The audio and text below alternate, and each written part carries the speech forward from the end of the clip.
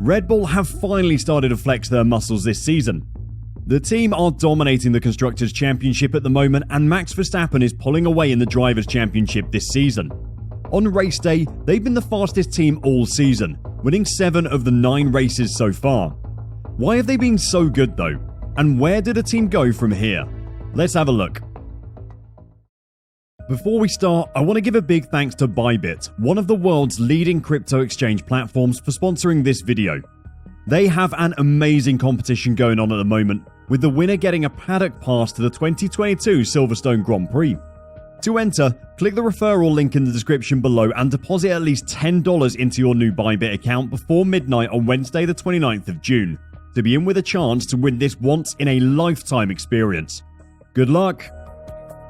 Montreal was another example of Red Bull's dominance this season.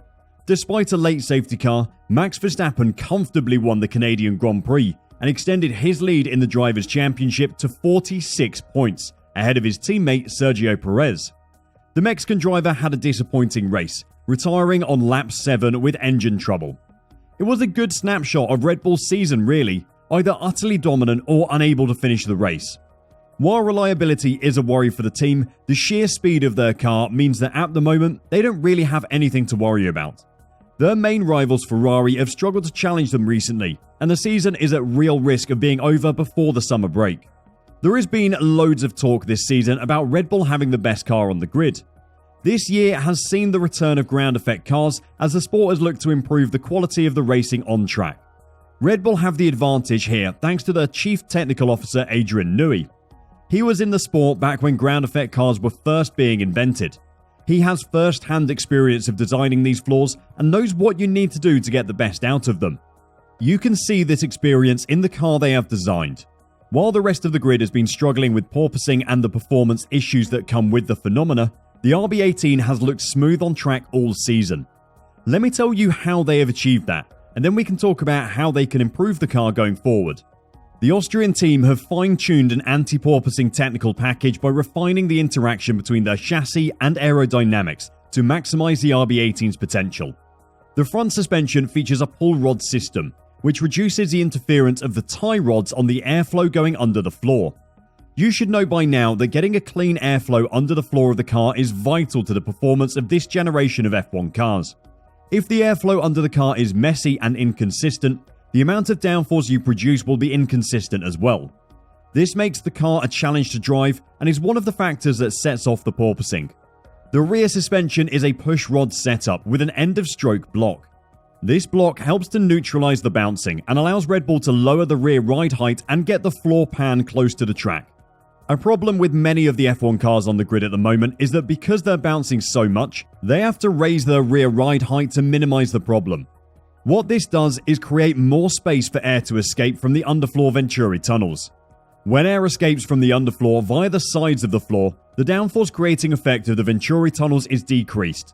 This is because the low pressure area that is created gains pressure as the airspeed under the car decreases. This loss of downforce is increased because the air that is lost out the side of the floor would normally be going through the diffuser and passing over the beam wing at the rear of the car. Both of these parts generate downforce, but with less air going through them, the less effective they are. Red Bull's suspension setup allows them to run the car closer to the ground, which reduces the amount of air escaping from under the car. There is more to their success than the suspension setup though. In fact, some of their success comes from the same place as ours. Like this video, they're also sponsored by Bybit. Being one of the world's leading cryptocurrency exchanges, they've got their hands on a Silverstone Grand Prix paddock pass and will be giving it away to one of our lucky viewers. To enter, click the referral link in the description below and deposit at least $10 into your new Bybit account before midnight on Wednesday the 29th of June, to be in with a chance to win this once-in-a-lifetime experience. Let us know in the comments why you want to win the Paddock Club ticket. Done that? Okay, let's get back to Red Bull. The plank, the part down the center of the floor, hits the track a lot during a race. You've seen the sparks that come off the back of F1 cars, right? Well, they get made by the plank hitting the floor. Well, Red Bull have 4 metal plank protectors, which touch the surface and reduce floor damage. These can be easily replaced every race without having to replace the whole floor. This is another reason why Red Bull are able to run their floor lower. If the floor was getting destroyed by hitting the track every race, it would cost a fortune to fix and might even cause them problems in the race. By having these floor protectors that take the impact instead of the floor, they don't have to worry so much about damaging the car. It is the little things like this that show that Red Bull have worked with these ground effect floors before. All of these things allow the RB18 to run at a consistent height.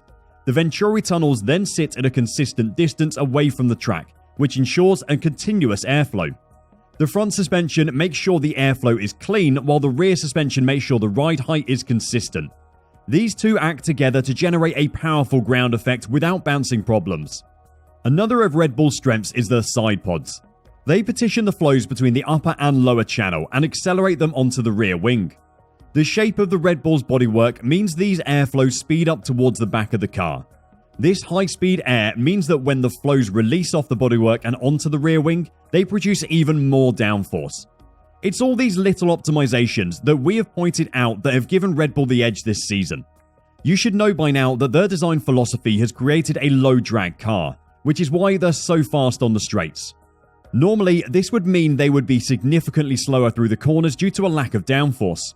What they've managed to do is optimize their aero design to make as much downforce as possible while maintaining a lower drag setup. The whole thing is incredibly refined. Of the top 3 teams, Red Bull have had the least significant upgrades this season, and this is because of how well they refined their car in the design process. You have to give credit where it's due, and the Red Bull design team headed by Adrian Newey have done an incredible job. There is still space for them to make improvements though. Their sidepod design does have a downside. Their air intakes are relatively simple due to the shape of the surrounding sidepod. The internal fluid dynamics of the Red Bull sidepod are probably less efficient than they could be. This should be the focus of their next upgrade, improving the airflow and the heat evacuation to less sensitive areas to gain some downforce. This is something Ferrari have actually focused on with their recent updates. They've made minor changes to their sidepods and designed a new paint to coat them in. The new paint was better at expelling heat, and the changes to the sidepod design meant the air traveling through them was able to remove heat more efficiently. From what we can see, the RB18 seems to be more focused on the rear end aero efficiency. The aim is to increase the rear wing downforce with the new floor to maximize the ground effect. The new floor edge is designed to increase the vortices that the air traveling over the floor edge creates. Stronger vortices mean less air escaping from the underfloor, and as we explained earlier, this helps maintain the low pressure area under the car and improve the consistency of the downforce being created. Hopefully, you can see from the animations how it is a lot of little things that improved the RB18's aero efficiency and made it into the fastest car on the grid this season. Which part of Red Bull's car design are you most impressed by? If you want to know more about what is going on in F1, click the video on your screen and I'll see you there.